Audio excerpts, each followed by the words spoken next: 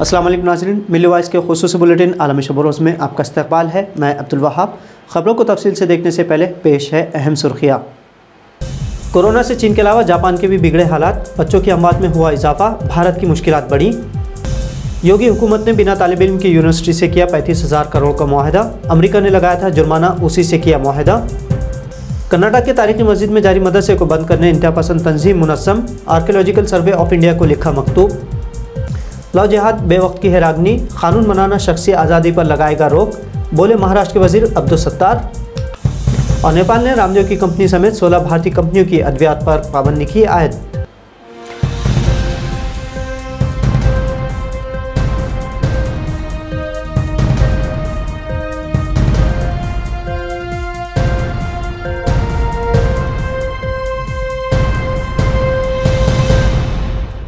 आलमी सतह पर लगातार कोरोना के बढ़ते मामलों ने लोगों में खौफ पैदा कर दिया है। चीन में कोरोना इन्फेक्शन की तेज़ लहर और कब्रिस्तान के बाहर तदफीन के लिए लगने वाली तवील कतारों ने पहले ही पूरी दुनिया को तशवीश में मुब्तला कर दिया है। अब खबरें सामने आ रही हैं कि जापान में भी हालात फिक्रंगेज़ हो चुके हैं। मीडिया रिपोर्ट्स के मुताबिक जापान में कोरोना से मुतासिर कई बच्चों की मौत हो चुकी है, यानी बच्चों की हलाकत में इजाफा देखने को मिल रहा है। भारत में भी कोरोना से मुतालिक आगाही हासिल करने वज़ीर आज़म नरेंद्र मोदी ने आज एक आला सतही मीटिंग मुनक़्क़िद की, जिसमें कहा गया है कि भारत किसी भी सूरत हाल से निपटने के लिए तैयार है। चीन, ब्राज़ील और अमेरिका में कोविड केस के बढ़ने के बाद हुकूमत ने चौकसी पर तवज्जो दी है। तवक्को की जा रही है कि मुस्तक़बिल में कोरोना की हालात बढ़ जाते हैं तो हुकूमत दोबारा पाबंदियाँ आयद कर सकती हैं, लेकिन फ़िलहाल हुकूमत की जानिब से इस तरह का कोई ऐलान नहीं किया गया है। सिर्फ भीड़ वाले इलाकों में मास्क पहनने और टीके लगवाने की लोगों को हिदायत दी गई है। चीन और दीगर ममालिक से आने वाले मुसाफिरों को टेस्टिंग पर जोर दिया जा रहा है। आपको बता दें कि जापान, जनूबी कोरिया, अमेरिका, फ्रांस, यूनान और इटली जैसे ममालिक में कोविड के केसेस और अमवात के एदाद शुमार में इजाफा हुआ है। चीन में भी कोविड के केस और उससे होने वाली अमवात के हवाले से खबरें शाये हो रही है। उत्तर प्रदेश की योगी हुकूमत अपने एक मुआहदे को लेकर तनकीद की जद में है। ये मुआहदा एक ऐसी कंपनी के साथ किया गया है जिसका लाइसेंस चंद रोज़ कबल मनसूख कर दिया गया है। दरअसल योगी हुकूमत ने यूपी में नॉलेज स्मार्ट सिटी बनाने के लिए Austin university of San Francisco के साथ मुआहदा किया है। ऑस्टिन यूनिवर्सिटी यूपी में 5,000 एकड़ पर नॉलेज सिटी बनाएगी। इसकी लागत तकरीबन 35,000 करोड़ रुपये होगी। लेकिन यूपी हुकूमत के इस मुआहदे पर सवाल उठना शुरू हो चुके हैं। यही नहीं, यूपी हुकूमत ने जिससे मुआहदा किया है उस ऑस्टिन यूनिवर्सिटी में एक भी तालिब इल्म ज़ेर तालीम नहीं है। यूपी हुकूमत कह रही है कि उसने ऑस्टिन यूनिवर्सिटी से नहीं बल्कि ऑस्टिन कंसल्टिंग ग्रुप के साथ मुआहदा किया है। ये मुआहदा यूपी हुकूमत के बड़े दावों के साथ किया गया था, लेकिन उसके फ़ौरन बाद जो सच्चाई सामने आई वो हुकूमत के लिए काफ़ी शर्मिंदगी का बायस बन रही है।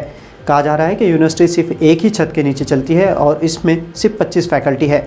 मीडिया रिपोर्ट्स के मुताबिक अमेरिका के bureau for private post secondary education ने ऑस्टिन यूनिवर्सिटी के ऑपरेशन के लिए दरकार लाइसेंस पहले ही मनसूख कर दिया है। कैलिफोर्निया के एक हुकूमती महकमे के मुताबिक इस यूनिवर्सिटी पर तकरीबन 10,000 अमरीकी डॉलर जुर्माना भी आयद किया गया था।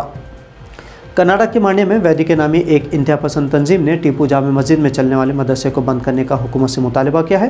तंजीम ने आर्कियोलॉजिकल सर्वे ऑफ इंडिया यानी ASI के उस मुतनाज़ा एक दावे का हवाला देते हुए पाबंदी का मुतालबा किया है, जिसमें ASI ने मदरसे की जगह को अपना बताया था। इंतहा पसंदों ने ASI को धमकी देते हुए 10 दिनों में मदरसा बंद न करने पर यहाँ हनुमान चालीसा पढ़ने का इरादा जाहिर किया है। वैदी के तंजीम ने दावा किया है कि यह मदरसा हनुमान मंदिर पर बना हुआ है और अगर ASI उन्हें हनुमान चालीसा पढ़ने की इजाज़त नहीं देती तो वो ASI दफ्तर के रूबरू एहतजाज करेगी। तंजीम ने अपने एक मकतूब में कहा है कि मदरसे की मस्जिद की हिफाजत और देखभाल 1935 से ASI के ज़िम्मे है और मदरसा बगैर इजाज़त के चल रहा है। महाराष्ट्र के नागपुर शहर में जारी सरमाया इजलास के दौरान गुज़िश्ता दिनों नायब वज़ीर आला देवेंद्र फडणवीस ने लव जिहाद का प्रोपेगेंडा करते हुए कहा था कि इसके खिलाफ सख्त कानून बनाना इंतहाई ज़रूरी है और गुजरात और यूपी हुकूमत के तर्ज पर महाराष्ट्र में भी सख्त कानून बनाना चाहिए। लेकिन फडणवीस के इस बयान के मुखालिफ काबीना में शामिल वज़ीर अब्दुल सत्तार का मौक़िफ़ बिल्कुल अलग है। अब्दुल सत्तार ने लफ्ज़ लव जिहाद की इस्लाह को गलत गर्दानते हुए कहा कि क्या सिर्फ मुस्लिम लड़के ही हिंदू लड़कियों से शादी कर रहे हैं? बैन मजहबी शादी का मामला सिर्फ हिंदू मुस्लिम तक महदूद नहीं बल्कि मुल्क के दीगर तबक़ात में भी ये चलन मौजूद है। फिर न जाने क्यों इसे सिर्फ हिंदू और मुस्लिम की ऐनक से देखा जाता है। जो लोग लफ्ज़ जिहाद की असल माना से नाआशना है वही ये सब खड़ाक फैलाते हैं, चाहे कोई वज़ीर ही क्यों ना हो।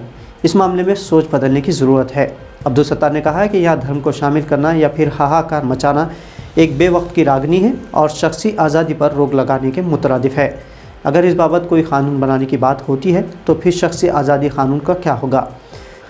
तालिबात को दुपट्टा निकालने मजबूर करने पर एक सरकारी स्कूल के हेडमास्टर को पॉक्सो एक्ट के तहत गिरफ्तार किया गया है। इंतज़ामिया ने मुलजिम के खिलाफ आयद करदा इल्ज़ामात की तहकीक़ात के लिए एक कमेटी तश्कील दी थी, जिसने विश्वनाथ राम नामी हेडमास्टर के खिलाफ इल्ज़ामात दुरुस्त होने की तस्दीक की है। कमेटी के तहकीक़ात के बाद हेडमास्टर को आज अदालती तहवील में दे दिया गया है।